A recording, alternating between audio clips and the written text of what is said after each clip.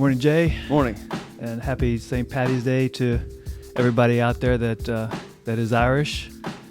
Even though you have a little bit of Irish blood running through your veins in yourself, so we'll wish happy St. Paddy's Day to you and to Mom. Happy belated by the time people watch this. Oh, okay, so that would Probably be it. tomorrow. That's all right. So it should be celebrated all week then. That's the way I feel about any holiday. When it's there, it's a week-long celebration. But also to that, I guess we'll kind of kick off a little bit, give a shout out to Silas in completing his second year of round ball play, seeing a vast improvement in his confidence to shoot the ball. So he looks like he's following in the Castelli boys, path of not being afraid to put up a shot that they don't like. So that was good. That was good to see. Mm-hmm. It was good to see Silas jump up and get excited and want the ball versus just his awesome defense. He's starting to like basketball. It was funny this weekend. Roman had a game and Roman hit a deep three at halftime. And Silas jumps up off the stands and goes, "That's my son." So usually he's not sitting there watching the game. So it was funny to see that he watched the game and he actually got excited for Roman and said, "That's my son." It was hilarious. Well, Silas is always full of joy and humor and laughter he brings to it. So good to see. But no, I just wanted to give the shout out. We give enough shout outs to Rome's and Leo for their progress and where they're at. And we know their path is defined on their sports. But it was just good to see Silas towards the end, as always, right? Mm-hmm. Get the kids just about the point where they understand the game and they want the ball and want to shoot, and then the season's over for the little guy. Mm-hmm. So, but we'll give him the shout out and leave Roman and Leo out of this for once. Sounds good. So on this note today, in addition to being St. Patrick's Day and that celebration, also thinking in just a few days we're going to be up upon the spring equinox. Mm-hmm. So placing that in somewhat of a perspective along this encore phase of life, or just anybody's phase of life, as we've mentioned before, even though we're talking about this phase and examining my experience and trials and tribulations of transitioning into the encore phase. If anybody's watching this for the first time, we're referencing the encore phase to mean the retirement phase of life. But thinking about it, kind of the spring equinox gets us to that equal point of light and darkness, with light starting to win out. Just as we should see in any point in our life, but more so for us in the encore phase of the light being more important to us than the darkness of what this phase of life sometimes means to people. As we've talked in the past, and I've written about, one of the problems people get into is that when they're in their encore phase of life, after that first year of that first phase they kind of call the vacation time of retirement, once you start past that first vacation phase of life, you get into that bit of loss where you begin to recognize, geez, we've talked a lot about purpose. Where'd my purpose go? Going from 60, 80-hour weeks and crazy schedules and all these conference calls. Now you've got free time, and once you get through your normal day's routine, you wonder what's left. So we kind of get that little bit of loss phase of life, and then you got an experimentation phase, and I think that's kind of where I've finally progressed to. And I'm calling it they call it the experimentation phase of life, and we'll talk a little bit about that today and what that sort of means. But the reference back to the equinox is the equal light and darkness, and more light coming to us. That's what this phase of life should be for us, right? I mean, it should be more about recognizing you have a lot of free time. You've got to this point. You have a lot of successes. We kind of have a first phase of life, halftime. There's a book that I'm going to get ready to read called Halftime, about the two phases of life. And I'm going to reference a couple points in this book that I've just finished up called Falling Upward, by Richard Rohr. So it's funny, synchronicities. I'd never heard of Richard Rohr before. And I was working with my coach Phil last week, and he was like, "You need to start reading some books." Forget about how he describes it. There's a term, but basically, it's taking concepts of the authentic life and applying it across religions using different figures. So Richard Rohr does that, and basically like, because my belief is the authentic life transcends religion, and I have my beliefs that like man has made religion like the institution that we know. But if you look at all the like the mystics, Jesus, Buddha, all these enlightened people who walked the earth and did things that no one can believe could be possible, that requires faith. Like you, through those stories, you can tell the message. So there's 2 books that I ordered that were supposed to be here Sunday, but they're not going to be here till later this week. And they're both by Richard Rohr. And I was on Amazon looking up more books by him, and then I saw Falling Upward, and I was like, I feel like that's the book that Dad sent me the quote that you highlighted and wrote Authentic Life after. So I thought it was kind of cool that I'd never heard of him before. You sent me a text message with the passage from Falling Upward, and then here I am buying 2 of his books that are connected to this, but also cover some different things that I'm interested in reading. Yeah, it is. I guess we've been talking about this synchronicity, and I came upon this because our friend Ron Smith, he was reading it one time, and we got together for lunch. He had it with him, and that's how I saw it. And he was talking about it. And to your point, I mean, Rohr is he's a Franciscan priest. Yeah. So there's a little bit more about the spirituality, but in this, so to that point, I was going to make this reference, but since you raised it, I'll read the one quote I wanted to use today, and in it, because this gets into your discussion of authentic life, and we've talked about authenticity and what that means, or is it a buzzword and so forth. But in here, he talks about it, and it's a great definition. It's like, life is a matter of becoming fully and consciously who we already are. But it's a self that we're largely do not know. It's as though we are suffering from a giant case of amnesia. So the idea is we should be finding out who we really are, and that is our second half of life, to find out who we really are. Because as we've talked, first phase of life, you're I'll just say struggling with building your security through your life based on how you choose your life to be, whether you have a family, whether you become married, all of that. So that brings the security you need.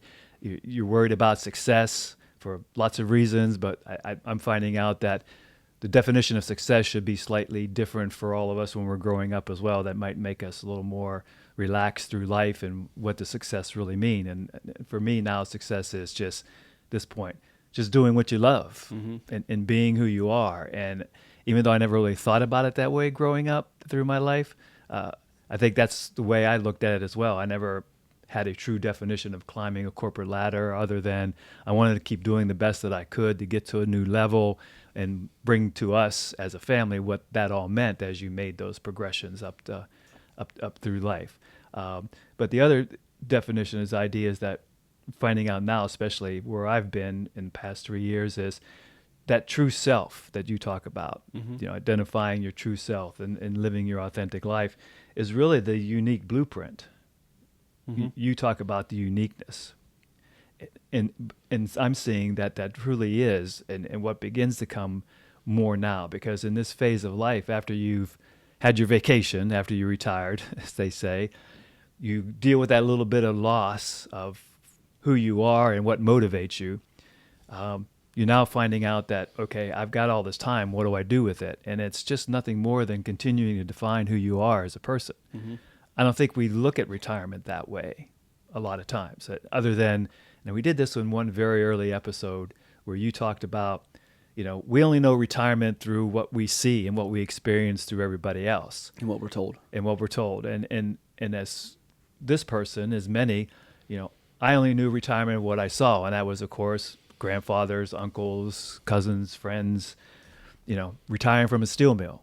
And that just meant no more 3 turns and, working doubles. And, unfortunately, my dad never had kind of the free time. He could have, but he just never chose to because of the store, So for me, retirement was, just relaxing, and everybody just worked around the house. Those that had hobbies like golfing or doing some fishing and hunting, they just a little bit more of that versus other things. And the fact that nobody really vacationed a lot when I was growing up back there, because vacation was just always around the house. I mean, as I said, people that hunted and fished, they just hunted and fished more because it was right in the back doors or in our state.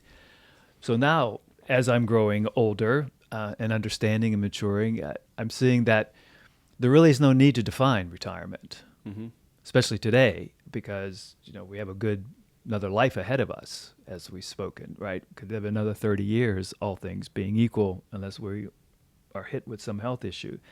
And with that, that's a whole new lifetime. So this phase of life should be driven by the same, I'm going to say, key motivators that we should have throughout our life. So we may not touch upon all of them today in our talk, because I also want to try today to keep us in that 45-minute time frame so we don't drive people crazy trying to listen to us rant on for an hour plus. But as we move forward at identifying ourselves and defining this life, I think we still have to be driven, because it could be easy for us to just fall victim to allowing ourselves to relax too much and lose what's important to us, and that is taking full advantage of our free time and doing more, right? So I'm saying we can't stop waiting for motivation, right? So what you were going to say something. It was connected to this, but I'm going to send you a Wall Street Journal article that was out last week about Daniel Kahneman, who wrote Thinking Fast and Slow.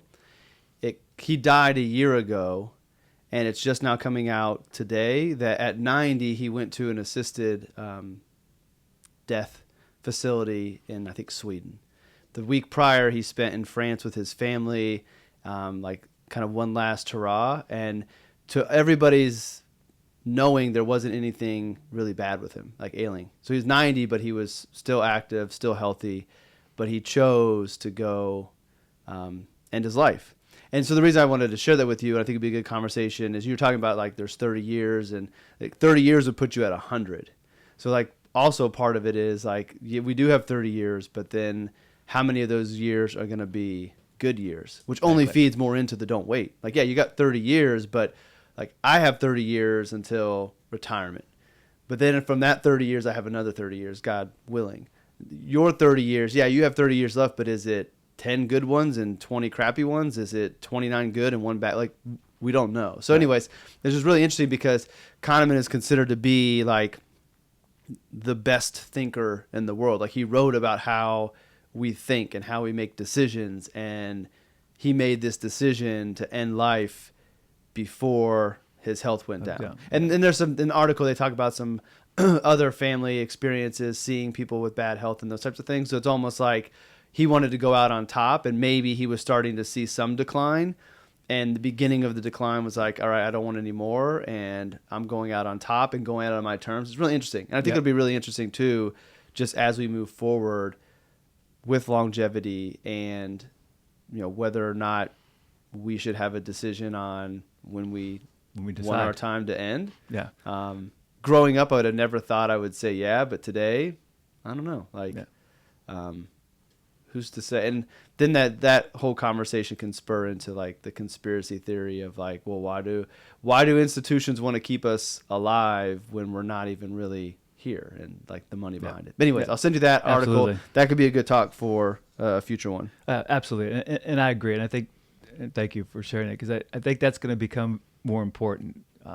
Just as we're sitting here today talking about this, part of our motivation for doing this, other than, this is just a great exchange for a father and son to have, and kind of for me to be able to leave, I don't say legacy, but for others in our family to hear us go through this, as a way of a journal, kind of a visual journal upon things, besides Terry's thoughts and my little journals that I've always written my 2 cents in through the years.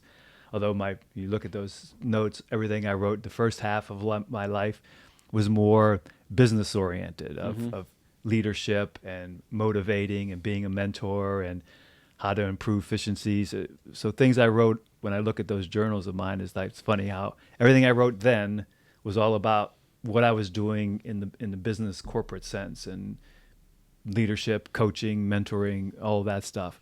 And now, of course, some of my thoughts I'm writing now are more along the lines of just still in the area of mentoring and coaching, even though they're just thoughts in general about what I'm seeing and what's important in a personal way and individualized. But to that point, I think we have to keep remembering that motivation isn't what really I'm seeing now. And I think especially in this phase of life, you still need the motivation. You still got to be willing to want to wake up in the morning and feel jazzed about waking up, because prior to retiring, motivation was you had the job, you had to be there, you had to work while you're trying to grow up and mature. You're worried about your success, your security. So the motivating factors may be a little bit more monetarily driven, or success oriented or security oriented. Where today, in this phase of life, you still have to worry about those. You still have to worry about your security. You still have to worry about the monetary part. But as we're learning, that monetary part is more about relaxing and enjoying what you've saved, what you've worked for. And then you have that other part. So motivation just is more personalized now. That idea of continuing to want to define who you are, not for the sake of you've never been who you really are, because I think for me, I've always, wore that on my sleeve. I am who I am. And my motivation has always been wrapped around family and trying to do the best I could or improving year in and year out. But I'm finding out that the motivation now, you can't wait for it, because now the motivation is slightly different. So it's more the action. That actions you take in this phase of life are more critical to what should be driving you. So my claim this morning in our discussion is that your motivation shouldn't be motivation anymore. It should be wanting to take action about what's important to you today and how you continue to build yourself up in this phase of life. Because like you said, first of all, we never really know how much time we have left in our life. It's just when we're young, we think we're invincible. And, we've all had occasion where people close to us have passed way too early in life for a variety of reasons, be it natural causes, be it accidents, be it, just craziness. I mean, you've experienced that young, you experienced that young in life, even when you were still, you were in high school when Chaz went, but can't remember. But anyhow, it's happened to all of us. So, and even now we're seeing that, for me, there's been friends that have passed, little younger than I am. And I've had college roommates that passed. So you're right, Jay. We don't know what it is. We just know, again, what's in front of us. And we're blessed to have seen in our family that we do have longevity in our family. And for the most part, that longevity includes good health until the last couple of years of someone's life. So we just got to hope that we've got the same. You talk always about taking care of yourself, and part of the spirit, mind, body mantra that you have is making those changes today for yourself in the 80s. So you looking at 80s, as you said, is much longer than mine. But that's true. We have to worry about that. So for me, the motivation piece is critical. And I think instead of now for us in the Encore phase of life, don't look at it as motivation. Look at it as the actions that you take every day to drive you. Whatever those actions may be, and we'll talk a little bit to some of those. I think also that we should be looking at embracing the idea of discomfort. Again, throughout our life, we have to deal with discomfort. But I think now there's a different feeling of discomfort that I have, and of course that's a little bit more wrapped around the security part of it, because you get a little bit uncomfortable with the discomfort, because now you're saying, well, geez, what if you haven't done the right things? Or the changing of, the market now is different than when I was 50 or 60. I know you just shook your head, but I think though, Jay, anybody in my age group, and you run into this, I'm sure, with the family members of RLS, it is different, because when you're 40, 50, if the market's doing what it's doing right now, it's not that you don't care, but you sit back and go, well, I've got another long period of time for it to come back. And even though it does come back, it's proven itself time and time again, I'm also still a believer of, of history. And at some point, history does repeat itself. So it's not necessarily going to say it'll come back. If you're sitting here today, you got to say, well, what if it really doesn't come back this time around, or not as good? So there is a little, for me, and maybe others who are listening in, a little different kind of discomfort about this phase. And I think it's more wrapped around the security part.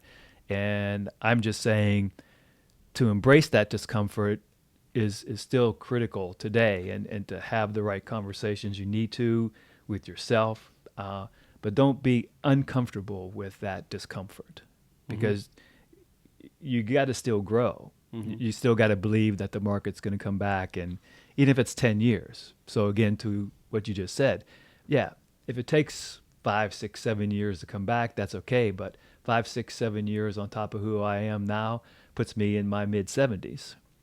So as you said, well, I got to do what I got to do now. Can't think about it. Don't waste time, which is what all of this is about today, and doing the right focus.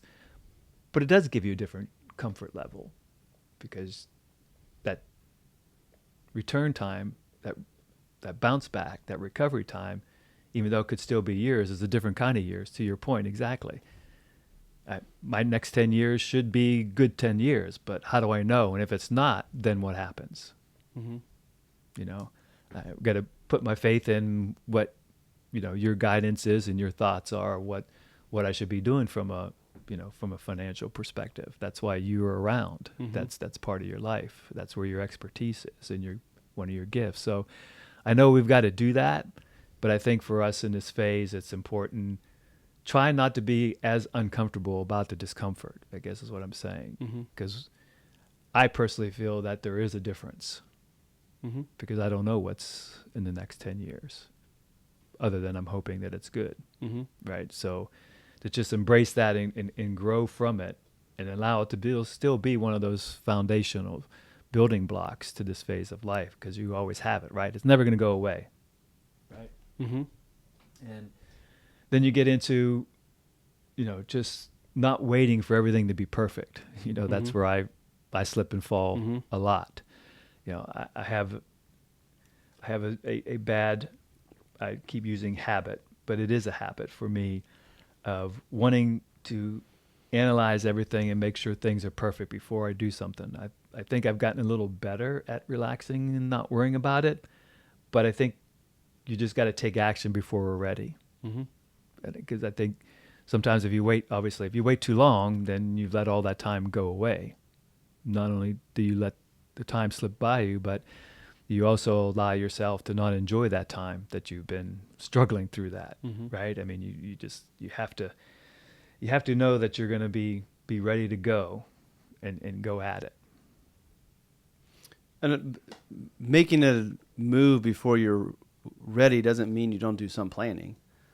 Like, I'm glad that the way my mind works is I don't need to have everything planned out. I just need to have a little bit of direction, maybe check some numbers to make sure the numbers are what I think they are, and then go do it. Like, I move fast, and sometimes moving fast means you have to pivot, but so what? Like, it's perfect is the enemy of great. If you're waiting for everything to be perfect, you're never going to do it, because it's never going to be perfect. You're always going to have some story that you can say, well, I got to wait because of this. Right. I got to wait until we see what happens to the tariffs. I've got to wait for inflation to come down. I've got to wait for the Dow to get back to, like, then when that happens, there's going to be something else. And that ties me to something that I wanted to say about, like, you don't know what the next 10 years is going to hold, so that makes you view your money differently. And I get what you're saying, and I understand that. But you can, like, every 10-year period, you never knew what was going to be in front of you, and you had things that you could have been worried about. Like, it could have been the 10 years when Kristen and I would have been in college. Well, like, I don't know what's going to happen. Like, you could always create a narrative to make the next 10 years really, really important that you can't get wrong, but it's always been that way. You just, for whatever reason, stage of life, different perspective, you weren't attaching those stories to it. I think part of the reason in retirement we attach those stories to is because that's what we've been told. No doubt the time for you to have money recover is shorter. But if the thing that everybody's afraid of the market not coming back, happens, there's no plan for that. Like, as a financial advisor, that's not comforting to tell clients. But at the end of the day, if the stock market goes down and never recovers, there's no plan for that. Because there's nowhere you could have put in that situation. Okay, you took all of your money out of the stock market and you've got it, buried in the backyard, or you've got it in the bank. Well, let's think about what has to happen for that scenario that everybody fears. If the market goes down and never recovers, what happens to the banks? Yeah, what happens to the insurance companies? Right. They're gone. So the money that was safe in the bank is no longer there. So that's not any safer than having it in the market. Putting it in the garden, if that happens, then money's not money anymore. In that situation, it's the currency is probably canned food, ammunition. Like, so do you want to go sell everything and buy canned food and ammunition and sit on this just in case the market never comes back? No, because then you're not going to be able to live. So it's like there's infinite possibilities of what happens in the future. And maybe there's infinite timelines. And maybe there's a timeline out there in the quantum field where that is actually happening. Do you want to build your life and have that fear? No, like things works out. So let's say the market does go down and let's say the market doesn't come back in the next 5 years. Are you just not going to adjust your plan? Like your lifestyle, you adjust. Things work them. You fit your life into the current situation. So, okay, the next 5 years, maybe you don't get to travel as much.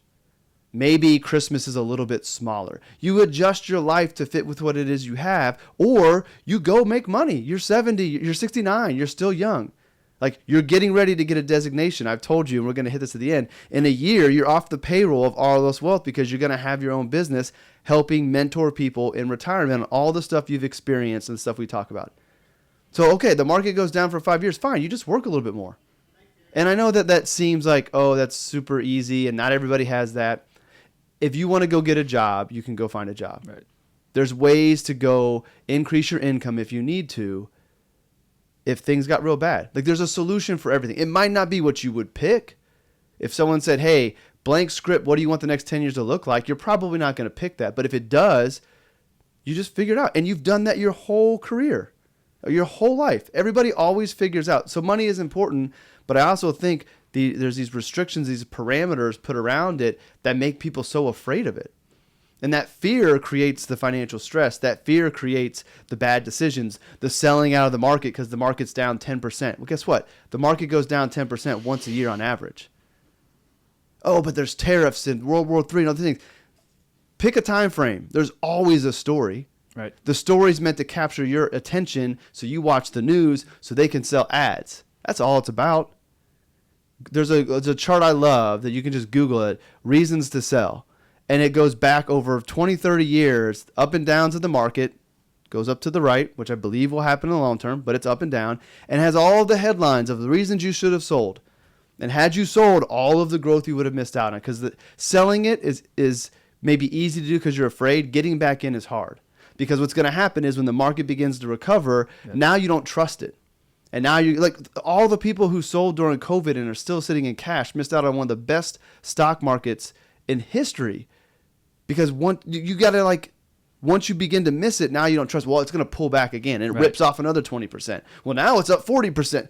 You're always going to miss it. So the best thing is to have a plan. Is to have somebody who can help you that's been there before. And I've had retirees that have been in retirement for 12 years now. We've been through a lot of different things. And sticking with the plan, not selling, having conversations to address the fear is great. And I'll never talk somebody out of selling out if they really, really want to do it. But I'm going to make them realize like their fears are warranted, but there's nothing in history that suggests that that's the right thing to do. And if you have a plan and you have a diversified portfolio, you should have areas of your portfolio that are going to be okay. There's some instances where stocks and bonds go down together. I think 2022 was the year that we saw that, or 23 maybe. Not very common. This year, the U.S. markets are down pretty good at this point. The international markets are up.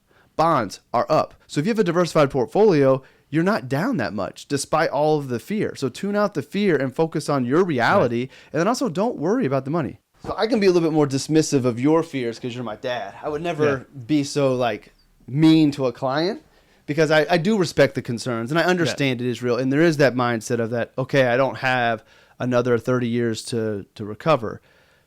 Usually markets recover much quicker than that. On average, it's like 18 months, 2 years. There's situations where Japan did nothing for 10 or 20 years. Is that a possibility? Yes. But is that realistic? I don't think so. I think that one of the advantages we have here is capitalism. People don't love it, but as long as there's incentive for people to go out and better themselves and create businesses and innovate and do new things, that I think that competition that's out there fixes the markets. That's why the markets digest news and continue to move upward. Is that we get this new information and then people figure out, how do I move forward so I can be profitable with this new set of information? And then new things come. So it's all warranted. It's not, those are real emotions, but you just have to check those emotions and say, okay, but what have I've always experienced? And that's not a guarantee that it happens going forward. And yes, the Roman Empire fell, and maybe that's the U.S.'s future, but there's nothing I can do about that. And Right. if that happens, there's nothing I could do to plan for that. So I would much rather be surprised and upset, because everybody's going to be surprised and upset. Everybody's going to be in the same boat. Yep. And then you figure out from that point, how do we move forward? Yeah, great points, and thank you for that. I think that's very critical to have that dialogue and a refresher, and in my case, beat it into me on a continuing basis for acceptance. But that leads me, and sometimes it's interesting because how we find ourselves in this discussion, like we've planned this or had a dry run through on this, because those were my next 2 points of talking about the criticality of focusing in the second half of life, and that is that we have to stop letting fear and doubt make the decisions for us. Again, You should not make fear and doubt your whole life. So if you happen to be watching this prior to your Encore phase, like, don't let fear and doubt. I mean, Right. I think fear and doubt are something to pay attention to. Like, why do I feel this fear? What am I afraid of? And then look at it. Like, my barber, there's a video I did with him, and it just said, fear is false evidence appearing real. Right. The fear of whatever you're afraid of is much more severe than whatever actually happens. Exactly. And the fear is part of what has kept us alive for, thousands of years. The fear of the rustle in the bush, because that might be a tiger that's going to eat us. Like, fear isn't necessarily bad, but fear shouldn't keep you from living. Right. If anything, Exactly. it should help you figure out maybe how you need to move. But I think the key behind it is understanding the fear and, like, asking, why are you afraid? And then don't settle for your first answer, because the first answer is not the real answer. Like, why are you afraid? Why are you afraid of the stock market not coming back? Well, then my money won't come back. Oh, okay, that's viable. But why are you? And you drill down, and it might be that, well, I'm afraid I don't want to be a burden to my kids. Okay, there's the fear. Let's take a look at things, and, like, should you really be afraid of that? Like, what are the real chances of you being a burden to your kids? And we look at everything, very, very slim. And should you need help from your kids, how are they? Are they positioned to be able to help you? Okay, then that's not a fear you need to worry about. So don't be afraid of it. Right. Yeah, and again, very, very spot on, because those were the exact points I wanted to draw attention. And my point of saying about don't let fear and doubt and be driving your decision making. You're right. It shouldn't be that way throughout our lives. Mm-hmm. But as humans, as you said, we have that bit of fear as defense mechanisms, but also as humans, some of us, because not everybody is so worried about that, but some of us, that fear and doubt is what keeps us, if you would, at a certain level, because we are anticipating that fear. We're having that doubt, whether in ourselves, the ability to make something occur, or something is going to happen. So my point is only that, likewise, just as we did not allow it to happen so much in our first phase of life, as we're defining ourselves and building, as the book here talks about, that first phase of life, Rohr talks about, you're building kind of the container in which, and he goes into talking about the second half of life is defining the content that goes inside of that container. Mm-hmm. So the split there. So that's all I wanted to say, is that in this phase of life, just as we may or may not have had it in our early part of our life and years, as we do age, and last time we spoke and had our episode last time around, we talked a little bit about the idea of not being driven enough to define who we wanted to be, or this phase of life just naturally brings a hesitation because you are getting older and you become a little bit more conservative, or at least they define it to be conservative. So my issue is that in this phase, I'm just trying to encourage everybody not to let that fear and doubt, as you defined, enter into it. It's going to happen naturally, but don't let it be the one that keeps you slowing yourself down of what do you do in this next phase. If you really want to grow, lean into the fear and doubt. Exactly. Chances are that fear and doubt is going to take you to where you need to go. Like going back to the days of the J&K associates and J&K group that you had, like the business cards and the business, like there was fear that kept you from launching that business. And had you leaned into that fear and followed it, address it, overcome it, all those things. But I think the fear is your guide, because you said earlier, in the discomfort is where we grow. Right. We don't grow when we stay comfortable. So in that discomfort, in that fear is where you're going to grow. So if anything, whenever you feel that fear, like that should be exciting to you, because that's an opportunity to grow. And because it's such a strong emotion, I know it just naturally happens. I think the emotions we naturally have, like I think fear is like passion. Like passion's meant to be your guide, and fear is meant to be a guide as well, just kind of on the opposite side. So it might take more work to figure out where this fear is going to take you, but I don't think you should run away from the fear. I think you should lean into it. As scary as it might be, it's either going to give you the greatest amount of growth, or on the other side of the fear is going to be a life you never could have imagined, because that fear kept you paralyzed. Yeah. And that's so easier true. said than done. Right. Like it is easier said, but the more you do it, the easier it becomes, because then you begin to see that, okay, this fear is not what I really think it is. Right. Right. And it's, like I said, it's so funny how, as we get together and talk and we don't rehearse any of this, some of what I've jotted down in my thoughts, you end up articulating it a little better than I even have here. But, you know, one thing I talk on here, which is where I went about not letting fear or doubt drive you, so too is it that you need to kind of jump in and not wait for that perfect solution or path. Mm-hmm. But you just said about focusing in on that. There was a point here that I have written down that is almost verbatim to what you said, and that is about, it's the mindset that keeps you stuck. You know, don't be afraid to take the risk and put yourself out there. It's very much to what you said. Mm-hmm. So it's like, it's just interesting to me how that falls into where we need to continue to define ourselves. Mm-hmm. That it's still so much a basic driving force of how we lived our lives or how we built ourselves, mm-hmm. and where that needs to continue at this point in time. And on that very note, the other reference I wanted to make from the book is he talks about, where's this at here? Here it is. He talks about failure and humiliation force you to look where you never would have otherwise. Mm-hmm. So just to your point, if you look to the fear, look to the doubt, jump in and embrace it more, you're going to look to places that you never would have thought of, because failure and humiliation were those things that were holding you back. Mm-hmm. And as you said, if you do jump into it, you're going to go down paths you never thought about before, which I think is very apropos to this phase of life, that you should be looking for those paths that you never would have thought of before, because now you have the time. You know, when you're working and raising a family and other things in life happen, you know, that you have to put some of your focus in, which you may not have thought about. You know, I always think back to my dad when, you know, he lost a store and needed help, and you worried more about helping a little bit there, and at the same time you were balancing against your life and your family at that time, just being a critical time of our life, of when you and Kristen were growing up, when Dad had his problems and trying to help out. You know, and it, like you said, you don't plan for those things. Mm-hmm. But when they happen, you adjust and do what you can. That's why focusing on the present moment, and so in fear and doubt and all those other things, those aren't present moment things. Those are future.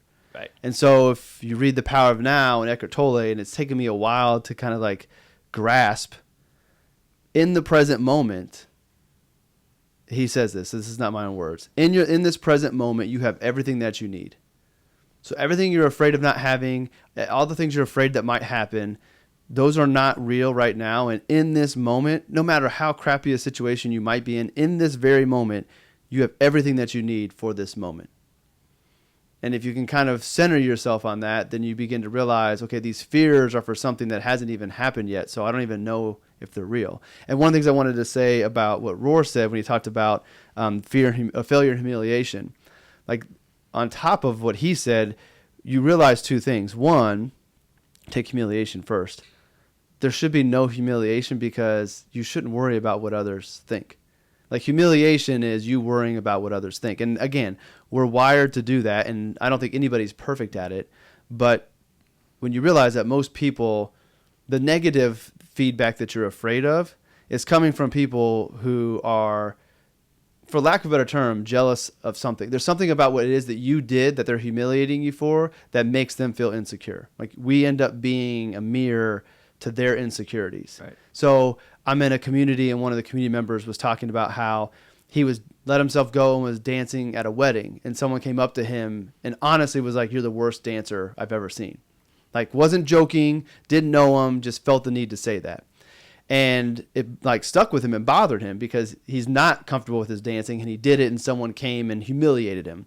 But the reality of it is, and I don't know the guy who said it and I don't know more to the story, but my guess is that guy who said it probably never stepped on the dance floor that night because he's not confident in his dancing. And he sees my friend who's out there having a good time, not a good dancer. He probably isn't a good dancer, but that guy can't find the courage to go do something he wants to do like my friend does.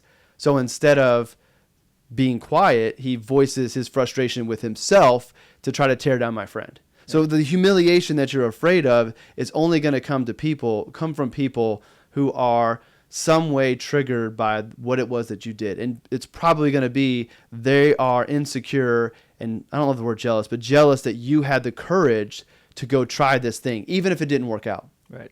So the humiliation, moot point, the more comfortable you get with yourself, and this is why I think spirit, mind, and body help you connect to who you really are. You feel connected to your higher power who created you. You know you are the person you're supposed to be. Then the outside validation from the world, while nice, doesn't matter. And so if you're not looking for validation from the outside world, humiliation matters less and doesn't hurt as much. Right. It might sting for a second, but you move past real quick. So then you're no longer afraid of trying something because of getting humiliated, because it's not going to bother you for long. Like you're going to, that person's mad because of whatever. The failure thing is, once you realize there's no such thing as a failure, then what's there to fear? Because even failure usually is representing not achieving a set goal. So if I have a goal of getting Life Design Plus to be a top 10 podcast on Apple, and I don't do it, I failed, right? Well, no. Yeah. I had endless conversations with people. I learned a lot. I grew a lot. However many listeners I might have, whether it's 10 or 10,000, they learned, they grew. That's success. So it's not a failure. And I learned it in every lesson. In every failure, quote unquote failure, there's a lesson. I think the only way you fail is if you fail to learn the lesson. And then that's the only time I think I would use a failure. Yeah. So you realize there's no failure. And even in coming up short on whatever that thing is that you're trying to do, you know you're going to learn something, whether that is tangible knowledge or experiential knowledge that's going to help you when you pick yourself back up and dust off the wounds and go back to trying something else. You did that for a reason. And right. The reason will reveal itself if you take the time. So you should actually, as messed up as it sounds, you should actually be excited to fail, because it means you learn something, and now you're one step closer to whatever it is you're supposed to be doing. And the humiliation thing goes away when you don't really need the outside world for validation, and I think that becomes a lot easier when you are being true to yourself, when you actually know yourself. Sure. And your generation has a lot of work to do because you were never encouraged to really think about who you are, what you want to do, and especially men, because it involves getting into your emotions and sensitiveness and like doing internal work, which is not what men of your generation was supposed to do.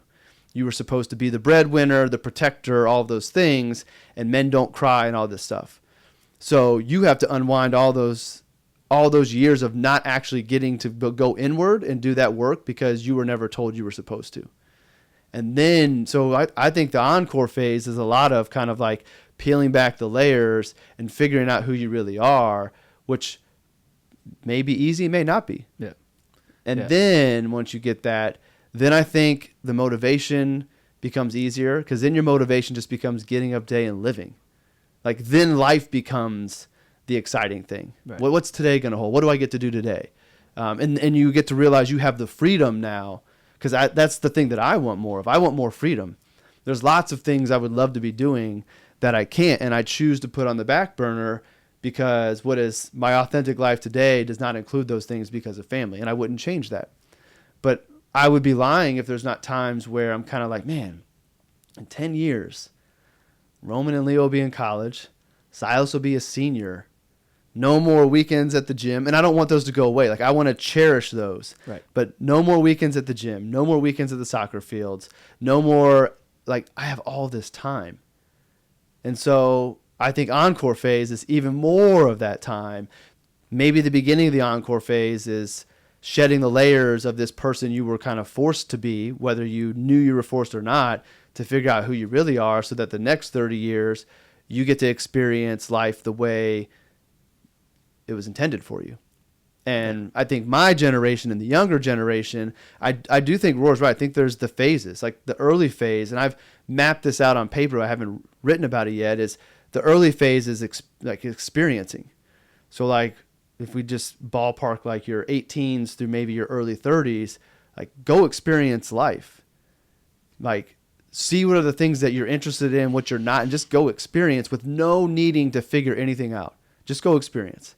And then like your 30s to maybe your 40s, mid 40s is kind of like, okay, this is the period of taking those things that I learned and that I enjoy and putting them into that, I forget what Rohr called it, but the container that's going to be kind of defining who you really are. Right. Carl Jung talked about we don't start living until we're 40 and that's the midlife crisis phase. That's when I found spirit. Like there's something magical about that middle age, and it's the experiences, it's where you might be in your career financially, it's like seeing people die at young ages and perspective. Like, but so then, that 30 to mid 40s is when you start to really put together who you are and figure out how to make that work in the world. And then the rest of it is really living. Yeah. So anyways, tangent, Yeah. There's things I was holding in from earlier. No. I wanted to throw out there. No, So I know it's a little good. it's disconnected from where we were in the conversation, but at the end of the day, I think what makes it a lot easier, and what I hope you're able to do when you launch your business, is helping people early in retirement that are struggling to realize the struggle is due to a lack of knowing who they are. Like that is the hard part of retirement, is our identity becomes what we did. And now that we're not doing that thing, who are we? And I've seen it with teachers. Like it happens to everybody. And it understandable. You've woke up every day for 30, 40 years, put on this hat and was this person, and now that's not happening. Who are you? You can choose to let that make you struggle, or you can be excited about, okay, now I get to see who I really am. Right. Yeah, exactly. I think that's very, very true. And as I said, I want to try to keep us in a defined framework here to keep people interested in listening to us rather than it. I think that's respectful, but I also think you shouldn't. I mean, we're at the end of the conversation, but for future podcast episodes, from one podcast host to another, one who's done significantly more episodes, while it's great to have a framework, while it's great to have a time that you want to keep it in, this is you being the planner, let it be free. Yeah. If this goes an hour and a half, people can stop if they want to listen to it. If they get tired of it, so be it. But if there might be people who want to say, and who knows what happened that was unplanned in minute 92 the people pick up on is the most important thing. Right. Because it took the first 91 minutes of this conversation to evolve into this one point at the very, very end. Yeah. So it's respectful to keep it at a length, but I also would tell you in the future, don't stop a good conversation just because. And then as we kind of wrap things up, I do want to plug, because you always plug me. He's not ready yet, folks, but I'm serious, I put him on a 1 year. So we're like 11 months now. 11-month period to where I'm kicking him off of Arliss Wealth's payroll. I got other ways to use that money to help clients. Because I want that J&K group that didn't get to happen in the future. And maybe that's right. Like you had to have the idea planted years ago that one day you have your own business, and now is the right time for it. But the business is going to be helping retirees entering the Encore phase figure this shit out. And I think it's awesome.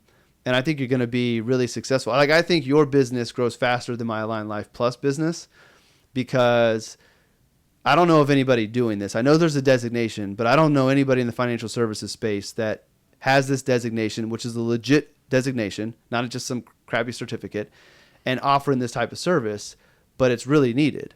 And through this, if you do it the way I hope you do it, the beginning of these relationships are going to be a lot of this discovering who these individuals are. And then once you help them figure out who they are, giving them the freedom to get to live the next phase of their life in a way that they want to. So every day when they wake up, the motivation is already there. It's I get to live. Like life is great. I watched the movie Soul again last night. I finished it last night, started 2 nights ago. At the very end of the movie, Joe Gardner makes the connection that music is his quote unquote spark, but the spark is not the meaning of life. The meaning of life is just living and appreciating the little things. And 22 is the soul that made him realize the little things that when she was experiencing life for the first time, eating pizza and the bagel and the lollipops and the helicopter seed that falls from the tree, like those captivated her and made Joe Gardner realize, because he was so focused on his spark of music, he was missing out on living. So you're going to give people the gift of getting to live. Some people who maybe never fully lived up until the point of retirement, having the time and the ability to do it. So be on the lookout in the next year for the business of yours to be, starting, and people being able to work with you to kind of find their authentic retirement or authentic encore phase, if they will. And I also want to point out that congratulations on technically episode number 2 of the Encore Phase podcast out on its own, because it's no longer a part of Life Design Plus, spinning it off. I think that was important for you because, A, this is your show. I just show up so you have somebody to talk to. And the only reason I do it too is the legacy part of it that you talked about. But then also, now when you do launch this business, you'll have multiple years of writing Terry's thoughts, showing that you have been here where you're helping people go. You've been there, done that. And the podcast just complements that. So this is kind of the building of the, content engine that will help fuel your business. So be on the lookout for the business, and congratulations on the 2nd episode of your own podcast, which happens to be a Pursuit podcast. Exactly right. Yeah. And as we want it to be. And I appreciate that from different levels, but we'll leave the business side of that to, like you said, well, I know you won't promote yourself, so I'll promote you because you won't promote. And then also, my plan and my vision of what it looks like is not necessarily, Terrence Castelli on his own, but more or less if and how that comes to play out, that was more of something within RLS Wealth. No, it's going to be I'm telling you, it's going to be your LLC. It's going to be all your, there might be RLS Wealth clients in the future that need you, and I'll refer, but this is your own thing. You deserve to have your own thing and not need to be attached to somebody else. And you need to see that you can do it on your own. You don't need RLS Wealth to give you the clients to do it. You don't need it. I wouldn't think of it that way. Like I said, we can leave that to our future discussions around that. So on those very same point, I think, part of what you just spoke to is the other point I had, which is critical, again, not through any certain phase of life, but even more critical as I'm trying to draw today, is that the criticality of these same points that we should be using in our entire lifetime become, I feel, more critical for us in this phase of life to keep generating that action, confidence, willingness to enjoy this phase of life rather than just sitting back and, letting yourself slowly decay or get to that point of saying, hey, I've had enough, or where do I go? Is that we have to take responsibility for our action, right? Quit coming up with excuses of why something didn't happen, which again, we normally do because we're human, that it's always someone else's fault, or, as we see everybody do, that, it didn't happen because of this. Well, I think that's more important for us now in this phase of life, is to continue to want to take responsibility for that action. Not that it's because I'm older or I didn't do this right or what about that. I think it's more important for us now to say it didn't happen because I didn't do this or I need to do that, and push on that. I have one final thing to interrupt and let you close it up. I talk to Roman about this all the time. It is extremely freeing to take accountability for your role in whatever didn't happen that you wanted to. Because the longer you deny yourself that freedom from the accountability, the longer it's gonna sting. So yeah, it's gonna hurt to admit how you didn't do the thing you needed to do or your role in it, but then it's like a weight off your shoulders. Yeah. Like the longer you hold on to that, the more it weighs on you, and just admit where you just slipped up. And maybe it's not fully your part, but you played some part in it. And the longer you want to fight that, the more it's going to, keep you tense and keep you stressed. So it's almost like forgiving. You're forgiving yourself. Like once you forgive, it's a weight taken off your chest. Like just admit how you were a part of it and own it, and it will be you'll feel a lot lighter. Yeah. It is interesting that you say that, because I look at Roman, and we only, just for us, we say Roman a lot in this scenario because Roman, He's the oldest. He's the oldest, but it's also interesting that you see this and you see it a lot. But Roman is a lot like you when you were his age in this area of self-confidence and wanting to break out. You had very similar, I'll just say, challenges to how you developed your game, and when you finally decided to say, when you stepped out on the court, you knew who you were, and you were a top player. If you can recall that far back, and you always say you don't remember earlier part of your childhood days, but what was one of the things I always beat up on you about was when you played at the Y and you're playing with the older guys, you were like, even at 12 years old and playing with adults, you were holding your own. But when it came to playing school, as soon as you stepped on the court, you were not the same aggressive player that you were at the Y, because you had that discipline of trying to do what the coach said to do, and you didn't relax until you got older. Mm-hmm. And then once you got older, then it was like, okay, when you stepped out on the court, it was just a basketball court. It was just another game. And it's funny because Rome's is very similar that way. And I'm seeing a little bit more of him in that right now in his phase of life. But I always have to chuckle and get a small smile on my face when I hear you talking about that now and what you say to Roman, and I go, that's the same kid when he was young, and me to him. So it's just interesting. But I think that's very true in life as well. So just a little tangent there, but just to add that bit to our conversation here, that things do seem to kind of follow, the apple not fall from the tree, and it does play out. And part of this too is taking responsibility for the action, is also recommending that in the encore phase of life, that the action we now take can always be what we wanted to take, but may not have earlier in our lives because we felt we had to be more secure and be more cautious to where we're going. I told you not to put timelines on, but if the camera's going to shut off here soon, so we're going to wrap it up. So how we're going to wrap it up here, just so I'm going to try to do is, as we're having some conversations, sometimes I come upon some quotes that I feel are very, very much appropriate for us today. So the first one comes from Nietzsche. He talks about, he who has a why to live can bear with almost any how. Mm-hmm. So that's pretty apropos and good for us. The next one I think I may have used before, but I have it down here again. Is from Quincy Jones. It says, life is a feast.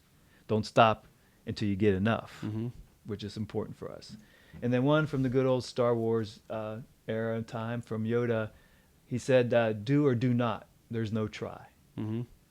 So I think that's probably, of all the three quotes, I like that one the best. So where we're at, I think it's just the encouragement for us to continue enjoying this phase of life with enthusiasm and eagerness. Because what's the point of having all this free times if you're not really enjoying it? And you have to have the peace of mind to enjoy it. So that's critical. And as always, we'll end with Jay. It's always great to be here and talk to you. So again, let's just never quit searching. Let's never settle, and keep doing what we can to seek that greater purpose in life. And that's what this phase should be about. Sounds good. So, man, always good. Thank you again for today. You're welcome. Next time around. All right.